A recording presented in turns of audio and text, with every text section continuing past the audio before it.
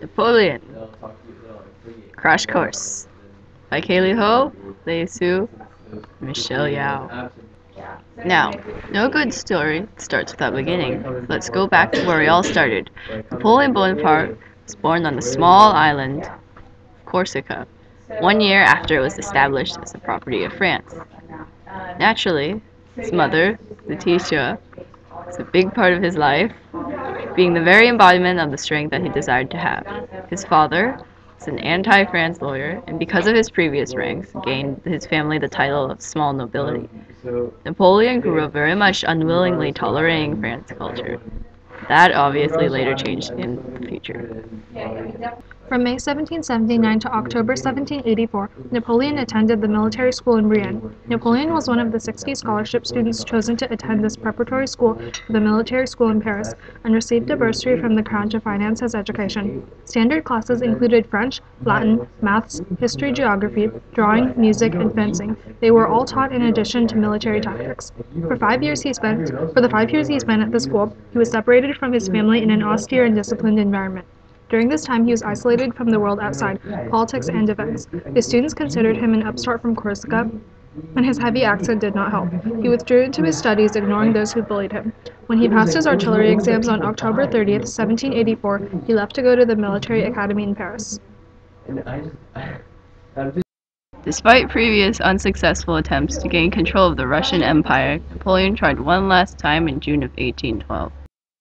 Alexander had used the strategy of wearing out the French soldiers, which worked effectively because of France's territorial disadvantage. The destruction of his army led to the eventual loss of much of Europe that Bonaparte had control over.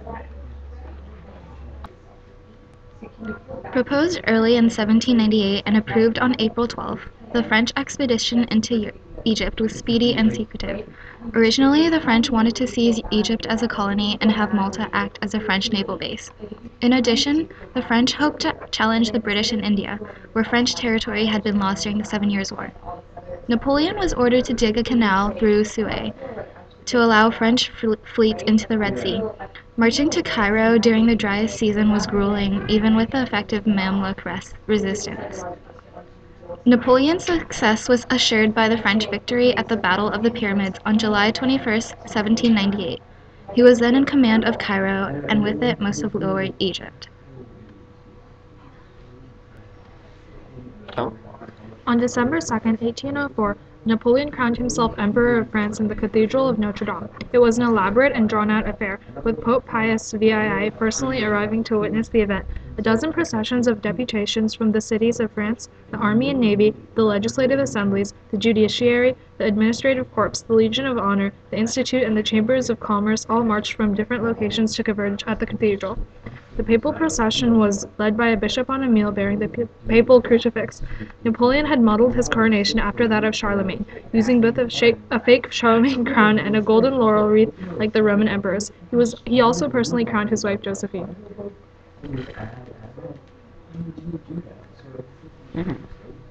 Later in his life, Napoleon considered the Civil Code to be the most significant of his achievements. The code was a reformation and codification of the French civil laws. Jean-Étienne Marie Portalis took a leading role in the drafting of the code, which took place in the second half of 1801. Published on March 21, 1804, the Civil Code represents a typically Napoleonic mix of liberalism and conservatism.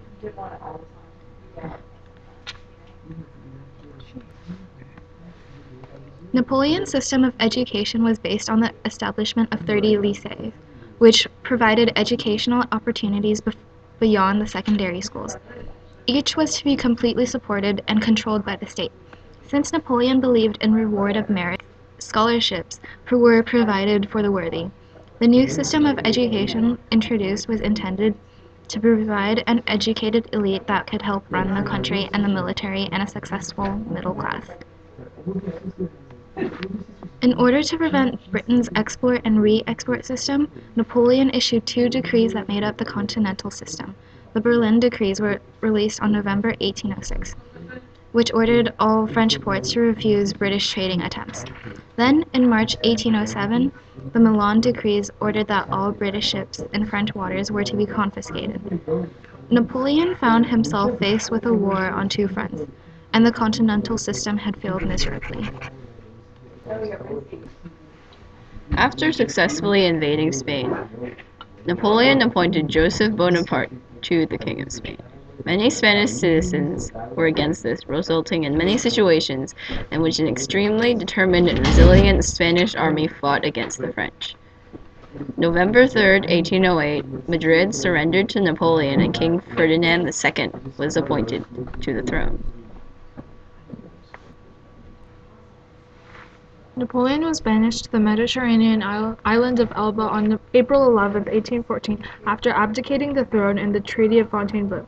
Earlier in 1812, he had launched an invasion against the Russians, thinking that they were conspiring against him. Defeated, his troops retreated from Moscow. Therefore, in 1814, after Napoleon's ruined forces had officially given up, he abdicated and was sent to Elba.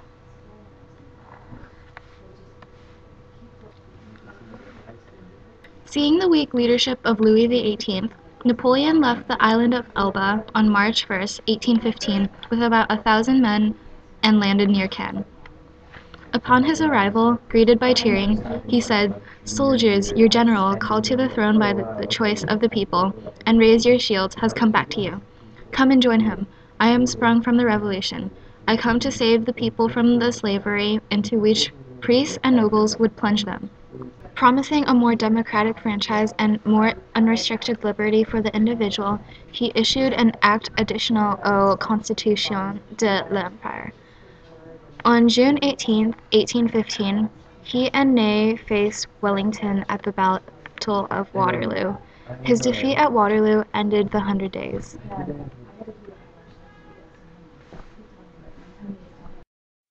Following his defeat at Waterloo, Napoleon Bonaparte sailed for 10 weeks on the HMS Northumberland for St. Helena, a small and windswept island under British control. On October 5, 1815, Napoleon arrived at St. Helena with his willing followers and several servants.